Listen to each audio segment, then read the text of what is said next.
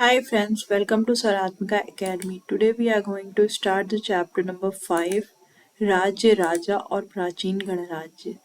तो अब हम सब जानेंगे इस चैप्टर के बारे में कि इसमें क्या दिया है। सबसे पहले तो मैं आपको एक ओवरव्यू दे दूं। इसमें ये बताया गया है कि अश्वमेध यज्ञ किस प्रकार से राजा लोग करवाते थे और राजा को जो है अश्वमेध यज्ञ के टाइम पे किन किन रिचुअल्स को फॉलो करना होता था। इसके अलावा राजा टैक्स कैसे कलेक्ट करता था, वज्जीगढ़ संघ के बारे में दिया गया है। कुछ जैसे कि मगध और जितने भी महाजनपद हैं उनको एक मैप पे शो किया गया है। और इस तरीके से हमारा पूरा चैप्टर ये कंप्लीट होता है।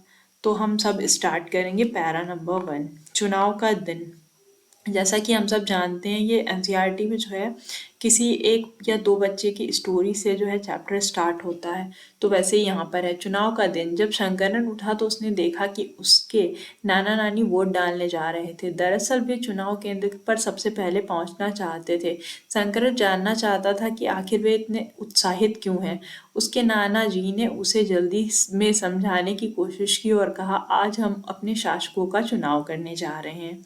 मतलब कि वो उसके नाना नानी जी शंकरन से बोले कि आज हम अपने शासकों का चुनाव करने जा रहे हैं। मतलब कि शासक किस प्रकार के होते हैं। तो अब पहले के टाइम की बात हो रही है, 3000 साल पहले। तो उस टाइम पे शासक राजा लोग किस तरीके के होते थे ये चैप्टर में दिया गया है। कुछ लोग शासक कैसे बने। लगभग 50 वर्ष से हम अपने शासकों का चुनाव मतदान के जरिए करते आ रहे हैं। लगभग 50 सालों से हम लोग वोट डाल रहे हैं। लेकिन कुछ पहले लोग शासक कैसे बनते थे। करीब 3000 साल पहले कुछ लोग बड़े बड़े यज्ञों को आयोजित करा कर राजा के रूप में प्रतिष्ठित हो गए।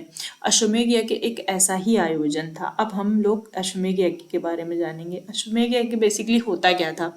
राजा क्या करते थे, एक घोड़े को जो है छोड़ देते थे और ये घोड़ा जो है दूसरे राज्यों से होकर के निकलता था। और अगर कोई राजा उस घोड़े को पकड़ देता था या रोक लेता था तो इसका मतलब उसे उस मेन जिसका घोड़ा था उस राजा से युद्ध करना होगा। और अगर कोई नहीं पकड़ता था तो ये मान लिया जाता था कि उस राज्य ने जो है घोड़ा छोड़ने वाले राजा की अधीनता स्वीकार कर ली है। और उसके बाद उस राजा को एक इनविटेशन मिलता था अश्वमेध यज्ञ का, और उसमें जो है जितने भी राज्य जिनसे घोड़ा गुजर चुका है उन राज्य के राजाओं को उपस्थित होना होता था और इस तरीके से राजा का राज्याभिषेक होता था। तो चलिए पढ़ते हैं। अश्वमेध यज्ञ एक ऐसा ही आयोजन था। इसमें एक घोड़े को राजा के लोगों की देखरेख में स्वतंत्र विचरण के लिए छोड़ दिया जाता था।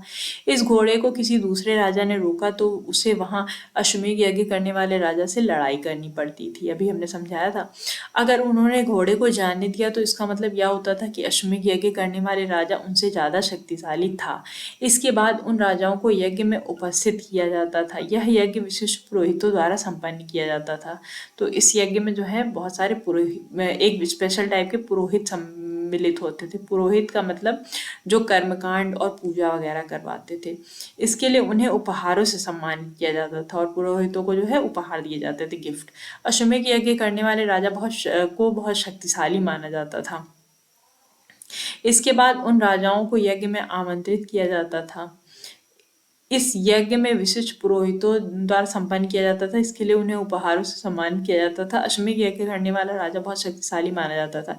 यज्ञ में आमंत्रित सभी राजा उसके लिए उपहार लाते थे। जो मेन राजा था उसके लिए उपहार लाते थे। इन सभी आयोजनों में राजा का मुख्य स्थान होता था। राजा लीड रोल करेगा।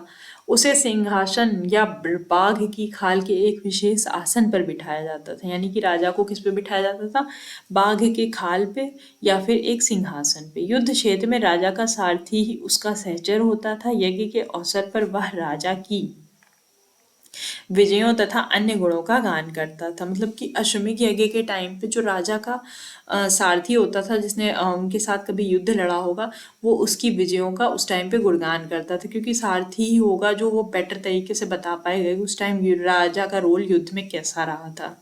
तो इस तरीके से कुछ हुआ करता था। राजा के सगे संबंधी, खासकर उसकी रानियां तथा पुत्रों के भी कई छोटे छोटे अनुष्ठान करने होते थे। रानी और पुत्र क्या करते थे, बहुत सारे अनुष्ठान करते थे।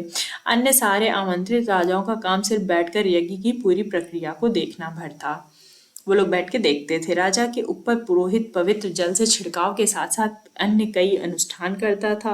विष तथा वैश्य जैसे सामान्य लोग उपहार लाते थे। विष और वैश्य क्या करते थे? उपहार लाते थे, जिसमें पुरोहित शूद्र मानते थे जिन्हें पुरोहित शूद्र मानते थे उन्हें कई अनुष्ठानों में शामिल नहीं किया जाता था। विष लोगों को जो है कुछ पुरोहित शूद्र मानते थे और उन्हें जो है पूजा और जो रिचुअल्स थे उसमें पार्टिसिपेट नहीं करने देते थे। कुछ विष जो है उपहार भी लाते थे। इस यज्ञ में उपस्थित होने वालों की एक सूची बनाओ। पेशे के आधार पर वहाँ कौन कौन से वर्ग सम्मिलित थे। अब उसके बाद उस समय समाज कितने तरीके के वर्गों में बटा था ये हम जानेंगे। तो वर्ण वर्ण किसे कहते हैं? उस समय 4 सामाजिक वर्ग थे: ब्राह्मण, क्षत्रिय, वैश्य, शूद्र। ब्राह्मणों का काम वेदों का अध्ययन, अध्यापन और यज्ञ करना था, जिनके लिए उन्हें उपहार मिलता था। क्षत्रियों का काम क्या था? युद्ध करना और लोगों की रक्षा करना। वैश्यों का काम था खेती, पशुपालन, व्यापार। शूद्र का काम अन्य तीनों वर्गों की सेवा करना था, यानी कि ब्राह्मण, क्षत्रिय, वैश्यों की सेवा करना। चित्रित धूसर पात्र। अब इधर इस साइड पे एक चित्रित धूसर पात्र दिया गया है, पेंटेड ग्रे वेयर जिसको बोलते हैं, जिसपे इस तरीके की डिजाइन बनी हुई है। ये उस टाइम का स्पेशल टाइप का एक बर्तन हुआ करता था, जिसमें विशेष आयोजनों पे खाना परोसा जाता था।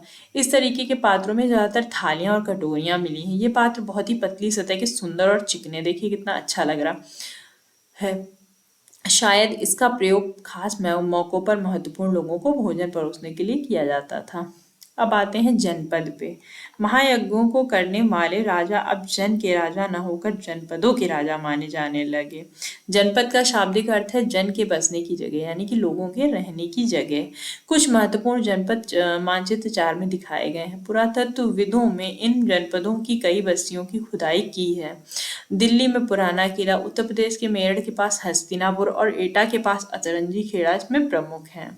खुदाई से पता चला है कि लोग झोपड़ियों में रहते थे तथा मवेशियों और अन्य जानवरों को पालते थे। उस समय लोग कहाँ रहते थे? झोपड़ियों में, और जानवरों को पालते थे। चावल, गेहूं, धान, जौ, दाल, गन्ना, तिल और सरसों जैसी फसलें उगाते थे। यानी कि उस टाइम पे मेजर फसलें कौन सी होती थी? चावल, गेहूं, धान, जौ, दाल, गन्ना, तिल तथा सरसों। क्या इस सूची में तुम्हें कोई ऐसी फसल का नाम मिला है जिसका उल्लेख अध्याय 3 में नहीं है? तो आई थिंक सो सरसों नहीं थी उसमें। अब चलते हैं नेक्स्ट पैरा पे। लोग मिट्टी के बर्तन भी बनाते थे। इनमें कुछ धूसर और कुछ लाल रंग के होते थे। धूसर का मतलब ग्रे कलर, और रेड। इन पुरास्थलों में कुछ विशेष प्रकार के बर्तन मिले हैं जिन्हें चित्रित धूसर पात्र के रूप में जाना जाता है, पेंटेड ग्रे वेयर। जैसा कि इनके नाम से ही स्पष्ट है, इन बर्तनों पर चित्रकारी की गई है। ये आमतौर पर सरल रेखाओं तथा ज्यामितीय आकृतियों के रूप में है। यानी कि ये देखिए दिया हुआ है, इसमें इस तरीके से टेढ़ी और सर्कुलर और इस तरीके की डिज़ाइन बनी हुई है, यानी कि ये कुछ कुछ जो है ज्योमेट्रिकल पैटर्न जैसा लग रहा है। तो यही सब कुछ एक्सप्लेन किया गया इस पैरा में। महाजनपद क्या होते थे? करीब 2500 साल पहले कुछ जनपद अधिक महत्वपूर्ण हो गए, इन्हें महाजनपद कहा जाने लगा। मानचित्र 4 में कुछ महाजनपदों को दिखाया गया है। अधिकतर महाजनपदों की एक राजधानी होती थी। कई राजधानियों में किलेबंदी की गई, अर्थात इनके चारों ओर लकड़ी, ईंट तथा पत्थर की ऊंची दीवार बनाई गई थी। यानी कि 2500 साल पहले कुछ इम्पोर्टेंट जो जनपद थे उनको महाजनपद कहा जाने लगा, और इनमें से जो है अधिकतर महाजनपदों की राजधानी हुआ करती थी, और उस राजधानी की जो है बाउंड्री वॉल बनाई जाती थी। बाउंड्री वॉल खूब ऊंची ऊंची बना करके, और जो है राजा ये शो करना चाहते थे कि वो कितना उनका राज्य जो है शक्तिशाली है, प्रेस्टिज दिखाना, और साथ ही राज्य की रक्षा करना भी इसका उद्देश्य होता था। तो ये बाउंड्री किन चीज़ों की बनाई जाती थी? लकड़ी, ईंट, पत्थर और इस तरीके के एलिमेंट्स उसमें यूज होते थे। तो अब ये कुछ कुछ महाजनपद दिए गए हैं, जैसे कि ये कोसल, वैशाली, मगध, कौशाम्बी, इस तरीके से कांधार, हस्तिनापुर, पांचाल, कुरु, इस तरीके से कुछ दिए गए हैं। देख सकते हैं आप मैप में अंग। अब इसमें आगे के पैरा में जो है मगध के बारे में बताया जाएगा। तो ये देख सकते हैं आप लोग, मगध एक शक्तिशाली राज्य होता था उस टाइम पे, और ये गंगा और सोन नदी के किनारे बसा हुआ था। और वज्जी के बारे में भी पढ़ेंगे, ये रहा वज्जी। तो चलते हैं नेक्स्ट पैरा पे। ऐसा लगता है कि लोगों ने अन्य राजाओं के आक्रमण से डरकर अपनी सुरक्षा के लिए इन किलों का निर्माण किया। कुछ राजा अपनी राजधानी के चारों ओर ऊंची और प्रभावशील दीवार खड़ी कर अपनी समृद्धि और शक्ति का प्रदर्शन भी करते थे। अभी मैंने बताया था पिछले पैरा में कि राजा लोग अपनी शक्ति के प्रदर्शन के लिए जो है बाउंड्री बनवाते थे। और जो है सुरक्षा भी इसका मोटिव हो सकता है, क्योंकि बाहर से जो कर कोई आक्रमण करेगा तो पता चल सकेगा और बाहर के लोग आक्रमण नहीं कर पाएंगे, इसके लिए भी हो सकता है। इस तरह से किले के अंदर रहने वाले लोगों और उस क्षेत्र पर नियंत्रण रखना भी सरल हो जाता और राजा इजीली जो है अपने क्षेत्र पे देख रेख कर पाएगा। इस तरह की विशाल दीवार बनाने के लिए व्यापक योजना की आवश्यकता थी और लाखों की संख्या में ईंट और पत्थरों का इंतजाम करना पड़ता था। यानी कि इस काम के लिए बहुत सारे ईंट और पत्थर चाहिए होते थे। हजारों स्त्री तथा पुरुष बच्चों ने इसके लिए अधिक परिश्रम किया होगा। इसके लिए संसाधनों की आवश्यकता पड़ती होगी। तो ऑब्वियसली जब इतनी बड़ी दीवार बनानी है तो उसके लिए रिसोर्सेज तो चाहिए ही होंगे। ये कुछ कुछ एक एग्जाम्पल दिया गया है कौशाम्बी किले की दीवार का। यह आधुनिक उत्तर प्रदेश के इलाहाबाद के पास ईंटों की दीवार का अवशेष है। या इसका एक भाग का निर्माण संभवतः 2500 साल पहले हुआ था। तो ये देख सकते हैं आप किस तरीके से बनाई गई है। उसके बाद आते हैं नेक्स्ट पैरा पे। अब राजा सेना रखने लगे थे। सिपाहियों को नियमित वेतन देकर पूरे साल रखा जाता था। कुछ भुगतान संभवतः आहत सिक्कों के रूप में होता था। आहत सिक्के यानी कि पंच मार्क्ड कॉइन्स। इन सिक्कों के बारे में तुम अध्याय 8 में पढ़ोगे। तो यानी कि राजा सेना रखने लगे। सेना जब रखी जाएगी तो उनको कुछ वेतन भी देना पड़ेगा और वो वेतन किस फॉर्म में दिया जाता था? आहत सिक्कों के फॉर्म में, पंच मार्क्ड कॉइन्स के तरीके से। महाजनपदों के राजा ऋग्वेद में उल्लिखित राजाओं से किस प्रकार भिन्न थे? दो अंतर बताओ। तो हम लोगों ने ऋग्वेद के राजाओं को देखा था तो उनके पास न सेना होती थी, ना उनके पास जो है अपने महल होते थे रहने के लिए। वो बिल्कुल आम लोगों की तरह रहा करते थे। और यहाँ पे कुछ उससे जो है बहुत ही डिफरेंट है। कर, अब टैक्स के बारे में पढ़ेंगे। महाजनपदों के राजा विशाल किले बनवाते थे और बड़ी सेना रखते थे, इसलिए उन्हें प्रचुर संसाधनों की आवश्यकता होती थी। इसके लिए उन्हें कर्मचारियों की आवश्यकता होती थी। अतः बाहर जनपदों के राजा लोगों द्वारा समय समय पर लगाए गए उपहारों पर निर्भर न रहकर अब नियमित रूप से कर वसूलने लगे। यानी कि बड़ी बड़ी सेना जब राजा रखेंगे तो उसके लिए उन्हें रिसोर्सेज भी चाहिए होंगे, पैसे भी चाहिए होंगे ताकि वे वेतन दे सकें। तो इसके लिए उन्होंने जो है टैक्स वसूलना शुरू कर दिया और इस तरीके से वहाँ पे करों की शुरुआत हो गई। तो कर किस तरीके से वसूले जाते थे? फसलों पे लगाए जाते थे, कारीगर के रूप में लगाए गए कर, पशुपालकों को जानवरों या उत्पाद के रूप में कर देना पड़ता था, व्यापारियों को सामान के रूप में देना पड़ता था, आखेटक तथा संग्राहकों को जंगल से प्राप्त वस्तुएं देनी होती थी। आखेटक तथा खाद्य संग्राहक राजाओं को क्या देते होंगे? तो जानवर अगर मारे तो उनको दे देते होंगे। इस तरीके से कुछ जो खाद्य संग्राहक हैं, कंदमूल, फल, जड़, जो कुछ भी इकट्ठा करते होंगे वो देते होंगे। कृषि में परिवर्तन। अब कृषि में किस तरीके से परिवर्तन आए? इस युग में कृषि के क्षेत्र में दो परिवर्तन आए। हल के फाल अब लोहे के बनने लगे। अब यानी कि आयरन की डिस्कवरी हो चुकी थी तो अब जो है लोहे की चीजें यूज होने लगी। अब कठोर जमीन को लकड़ी के फाल की तुलना में लोहे के फाल से आसानी से जोता जा सकता था। इससे फसलों की उपज बढ़ गई और इस तरीके से प्रोडक्शन बढ़ा। दूसरे लोगों ने धान के पौधों का रोपण शुरू कर दिया। रोपण का मतलब है अर्थात खेतों में बीज छिड़क कर धान उपजाने के बजाय धान की पौध तैयार कर उन्हें रोपना शुरू कर दिया। यानी कि एक साथ जब बीज छिड़का जाता है तो धान की फसल कहीं इधर जमती है कहीं उधर जमती है, प्रॉपर तरीके से नहीं जमती है। तो बाद में उन पहले बीज बो दिया जाता है खेत में और उसके बाद उन जो पौधे जमते हैं उनसे उनको उखाड़ करके खेत में पानी भर करके वापस उन्हें एक सीक्वेंस में लगाया जाता है ताकि प्रॉपर गैपिंग रहे पौधों के बीच में और वो अच्छी तरीके से ग्रो कर सकें और ज़्यादा फसल उपज सके। तो ये तरीका यूज़ किया जाने लगा जो आज के टाइम में भी यूज़ होता है। आपने देखा होगा अक्सर अपने आसपास, अगर रूरल एरिया को बिलोंग करते हैं तो इस तरीके से जो है फसलों की उपज बढ़ गई। दूसरा, लोगों ने धान की फसलों को रोपना शुरू कर दिया, अर्थात खेतों में बीज रखकर धान उपजाने के बजाय धान की पौध तैयार कर उन्हें रोपना शुरू कर दिया। अब पहले की तुलना में बहुत ज़्यादा पौधे जीवित रह जाते थे, इसलिए पैदावार भी अच्छी होने लगी। क्या तुम बता सकते हो कि राजा इन परिवर्तनों को प्रोत्साहन क्यों देते होंगे? तो सिंपल सी बात है, इन तरीकों को प्रोत्साहन इसलिए देते होंगे ताकि ज़्यादा प्रोडक्शन होगा तो राजा को जो किसान है वो बेटर जो है ज़्यादा टैक्स दे पाएंगे, तो इससे जो है राज्य के खर्च आसानी से चल पाएंगे। तो राजा को ये सारे परिवर्तन जो है प्रोत्साहित ही करने पड़े। उसके बाद चलते हैं सूक्ष्म निरीक्षण मगध के बारे में पढ़ते हैं। मानचित्र नंबर 4, पृष्ठ 45 में मगध ढूंढो। लगभग 200 साल के भीतर मगध सबसे महत्वपूर्ण जनपद बन गया। मगध इंपॉर्टेंट क्यों था? गंगा और सोन जैसी नदियां मगध से होकर बहती थी। तो मगध से कौन कौन सी नदियां बहती थी? गंगा एंड सोन। सोन नदी में सोना पाया जाता है, ऐसा बोला जाता है। और गंगा तो वैसे भी जहां से भी गंगा गुजरेगी वहां की मिट्टी उपजाऊ हो ही जाएगी। यातायात, जल वितरण और जमीन को उपजाऊ बनाने के लिए बहुत महत्वपूर्ण थी। यानी कि गंगा और सोन नदियों से क्या फायदा हुआ? यातायात, ट्रांसपोर्टेशन इजी हो गया नाव के थ्रू। जल वितरण यानी कि लोगों को आसानी से जल मिलने लगा। जमीन को उपजाऊ बनाने के लिए भी महत्वपूर्ण थी, यानी कि जो नदियों की मिट्टी होती है वहां की जमीन जो है उपजाऊ होती है। मगध का एक हिस्सा जंगलों से भरा था। अब इसका क्या फायदा है? इन जंगलों में रहने वाले हाथियों को पकड़कर उन्हें प्रशिक्षित कर सेना में काम में लाया जाता था। यानी कि जंगल से हाथी पकड़े जाते थे और उन्हें जो है प्रशिक्षित किया जाता था ताकि वो युद्ध लड़ने में सहयोग कर सकें। और यही नहीं, जंगलों से घर, गाड़ी तथा रथ बनाने के लिए लकड़ियां मिल जाती थी। इसके अलावा इन क्षेत्रों में लौह अयस्क की खदानें भी हैं, यानी कि मगध में लौह अयस्क की खदानें भी हैं। तो मजबूत लोहे से जो है हथियार बनाने के काम आते थे। मजबूत औजार और हथियार बनाने के लिए बहुत उपयोगी था। यानी कि एक तो हो गया आयरन, और दूसरा हो गया लकड़ियां, और तीसरा हो गया नदियों का पानी। तो इस तरीके से जो है इतने रिसोर्सेज की वजह से मगध जो है बहुत शक्तिशाली बन चुका था।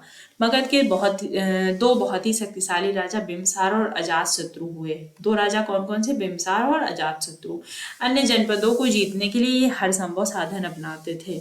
महापद्मनंद, नंद वंश का पहला राजा महापद्मनंद था। महापद्मनंद एक और महत्वपूर्ण शासक था। उन्होंने अपने नियंत्रण का क्षेत्र इस महाद्वीप के उत्तर पश्चिमी भाग तक फैला दिया था। बिहार में राजगृह कई सालों तक मगध की राजधानी बनी रही। बाद में पाटलिपुत्र, आज का पटना, को राजधानी बनाया गया। यानी कि पहले राजधानी थी राजगृह और उसके बाद पाटलिपुत्र हो गई, यानी कि पटना। और आज तक बिहार की कैपिटल पटना ही है।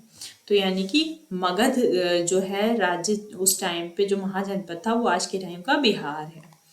2300 साल से भी पहले की बात है। मैकेडोनिया का राजा सिकंदर विश्व विजय करना चाहता था। पूरी तरह सफल न होने पर भी वह मिस्र और पश्चिमी एशिया के कुछ राज्यों को जीतता हुआ भारतीय उपमहाद्वीप के व्यास नदी के किनारे पहुंच गया। यानी कि कहाँ तक पहुंच गया सिकंदर? व्यास नदी के किनारे। जब उसने मगध की ओर कूच करना चाहा तो उसके सिपाहियों ने इनकार कर दिया। वे इस बात से डरे थे कि भारत के शासकों के पास पैदल, रथ और हाथियों की बहुत बड़ी सेना थी। यानी कि सिकंदर के जो थे सैनिक थे वो मगध की बड़ी सी सेना, पैदल, रथ और सिपाही वगैरह देख करके डर चुके थे, हाथी वाथी सब। तो उन्होंने वहां से आगे बढ़ने से मना कर दिया। इन सेनाओं और ऋग्वेद में उल्लिखित सेनाओं के बीच में क्या अंतर दिखता है? वज्जी। अब वज्जी के बारे में पढ़ेंगे। जैसा कि तुमने ऊपर पढ़ा, मगध एक शक्तिशाली राज्य बन गया था। उसके नजदीक ही वज्जी राज्य था। मगध के नजदीक क्या था? वज्जी, जिसकी राजधानी वैशाली बिहार थी। वज्जी की राजधानी क्या थी? वैशाली बिहार। यहाँ एक अलग किस्म की शासन व्यवस्था थी जिसे गढ़ या संघ कहते थे। गढ़ और संघ में किस तरीके से शासन होता था? तो गढ़ या संघ में कई शासक होते थे, एक नहीं कई सारे राजा होते थे। इनमें से प्रत्येक व्यक्ति राजा कहलाता था। ये सभी राजा विभिन्न अनुष्ठानों में एक साथ संपन्न करते थे। सभाओं में बैठकर ये बातचीत, बहस और विवाद के जरिए तय करते थे कि क्या करना है, किस तरह करना है। शत्रुओं के आक्रमण से निपटने के लिए वे मिलकर चर्चाएं करते थे। स्त्रियां, दास तथा कर्मकार इन सभाओं में हिस्सा नहीं लेते थे। यानी कि उस टाइम पे जो है वज्जी में क्या होता था? वज्जी में एक नहीं बल्कि कई सारे राजा होते थे, जिसे गढ़ या संघ कहते हैं। संघ में जो है कई सारे राजा होते थे। वे साथ में बैठ के अनुष्ठान करवाते थे, बातचीत करते थे, बहस करते थे, वाद विवाद करते थे और डिसाइड करते थे किसी भी मैटर पे कि कौन सा काम किस तरह से करना है। शत्रुओं से निपटने के लिए चर्चा करते थे, यानी कि मिलजुल के रहते थे। बेसिक बात यह है। और कोई एक को राजा न बना करके कई सारे राजा होते थे। अब चलते हैं आगे। वज्जी संघ का वर्णन दीघ निकाय से लिया गया है। दीघ निकाय क्या है? दीघ निकाय एक बुद्धिस्ट टेक्स्ट है। दीघ निकाय एक प्रसिद्ध बौद्ध ग्रंथ है जिसमें बुद्ध के कई व्याख्यान दिए गए हैं। इसे करीब 2300 साल पहले लिखा गया था। यानी कि दीघ निकाय को कब लिखा गया? 2300 साल पहले। अजातशत्रु वज्जी संघ पर आक्रमण करना चाहते थे। उन्होंने अपने मंत्री वत्सकार को बुद्ध के पास सलाह के लिए भेजा कि मतलब कि अजातशत्रु ने ये पता लगाने के बुद्ध के पास भेजा था कि हम जो है किस तरीके से वज्जी को जीत सकेंगे। तो बुद्ध ने उनसे पूछा कि क्या वज्जी सभाएं नियमित रूप से होती हैं तथा उनमें सभी सदस्य उपस्थित होते हैं। जब उन्हें पता चला कि ऐसा होता है तो उन्होंने कहा कि वज्जीवासी तब तक उन्नति करते रहेंगे जब तक वे पूर्ण और नियमित सभाएं करते रहेंगे। यानी कि बुद्ध ने बताया कि वज्जी को जीतना आसान नहीं है, वे तब तक उन्नति करेंगे जब तक वे नियमित सभाएं करते रहेंगे, आपस में मिलजुल कर काम करते रहेंगे, पारंपरिक नियमों का पालन करते रहेंगे, बड़ों का सम्मान समर्थन और बातों का ध्यान रखते होंगे, वज्जी महिलाओं के साथ जोर जबरदस्ती नहीं करेंगे और उन्हें बंधक नहीं बनाएंगे, शहर तथा गाँव में चैत्यों का रख रखाव करेंगे। यानी कि चैत्य और विहार वो होते थे जो बौद्ध धर्म के जो भिक्षु वगैरह होते थे उनके रहने की जगह होती थी, उनको चैत्य कहते थे। तो यानी कि जब तक वो चैत्यों की रख रखाव करेंगे विभिन्न स्वावलंबी संतों का सम्मान करेंगे, उनके आने जाने पर कोई रोक नहीं लगाएंगे। तो इस तरीके से ये सारे काम करके वज्जी जो है राज्य इस तरीके से परंपरागत नियमों के अनुसार चलता था। तो बुद्ध ने ये समझाया कि जब तक वज्जी में ऐसा होता रहेगा, जब तक आपस में फूट नहीं होगी, मिलजुल करके सब रहते रहेंगे, तब तक उस पर आक्रमण नहीं कर पाएगा कोई। तो ये बुद्ध के समझाने का तरीका था। वज्जी संघ और अन्य महाजनपदों से कैसे भिन्न था, कम से कम 3 अंतर बताओ। तो भी ऊपर बहुत सारे अंतर हो गए कि वे वहां पे कई सारे राजा होते थे, मिलजुल कर डिस्कशन होता था, युद्ध में लड़ने के लिए डिस्कस करते थे, राज्य कैसे चलेगा, प्रजा का ध्यान कैसे रखा जाएगा, ये सारी चीजें मिलजुल कर होती थी। तो इस तरीके से कुछ डिफरेंसेस हैं बाकी महाजनपद और वज्जी में। कई शक्तिशाली राजा इन संघों को जीतना चाहते थे। यानी कि जो संघ हुआ करते थे उनको कई सारे राजा जीतना चाहते थे, इसके बावजूद उनका राज्य अब से 1500 साल पहले तक चलता रहा वज्जी का। उसके बाद गुप्त शासकों ने गढ़ और संघ पर विजय प्राप्त कर उन्हें अपने राज्य में शामिल कर लिया। इसके बारे में तुम अध्याय 9 में पढ़ोगे। तो यानी कि इतनी यूनिटी थी, इस वजह से जो है 1500 साल पहले तक ये जीवित रहे, इनका राज्य जीवित रहा। उसके बाद चलते हैं एंड टेक्स्ट क्वेश्चन पे। अश्वमेध के घोड़े को अपने राज्य से गुजरने की छूट देने वाले राजाओं को यज्ञ में आमंत्रित किया जाता था। तो ये ट्रू है, सही। राजा के ऊपर सारथी पवित्र जल छिड़काव करता था, नहीं, सारथी नहीं करता था बल्कि पुरोहित करता था। पुरातत्वविद को जनपदों की बस्तियों में महल मिले हैं, नहीं, बस्तियों में महल नहीं मिले हैं।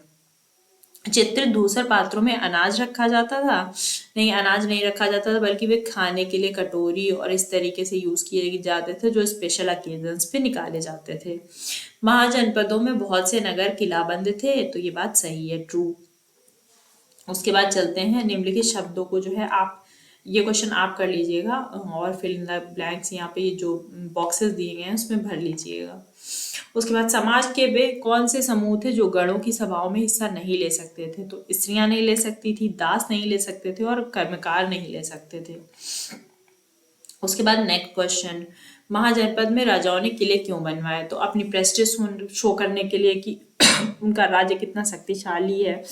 दूसरा, राज्य को वहां से कंट्रोल भी कर सकता था राजा इजीली, जब दीवार हो जाएगी तो पता चलने लगेगा कि मेरा राज्य यहाँ से यहाँ तक है, तो किस तरीके से राज्य को कंट्रोल करना है ये समझ जाएगा। और इसके अलावा राज्य की रक्षा के लिए भी इम्पोर्टेंट है कि कोई बाहर से आक्रमण ना कर दे।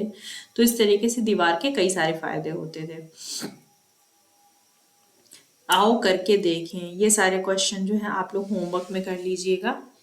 और अब कुछ इंपॉर्टेंट डेट्स मैं बता दूं। नए शासक जो है लगभग 3000 साल पहले, महाजनपदों का विकास 3000 साल पहले हुआ, सिकंदर का आक्रमण और दीघ निकाय का लेखन 2300 साल पहले हुआ, गढ़ और संघ राज्यों का अंत लगभग 1500 साल पहले हुआ। तो ये था आज का चैप्टर। कैसा लगा ज़रूर बताइएगा कमेंट बॉक्स में। लाइक शेयर सब्सक्राइब अवश्य कीजिएगा।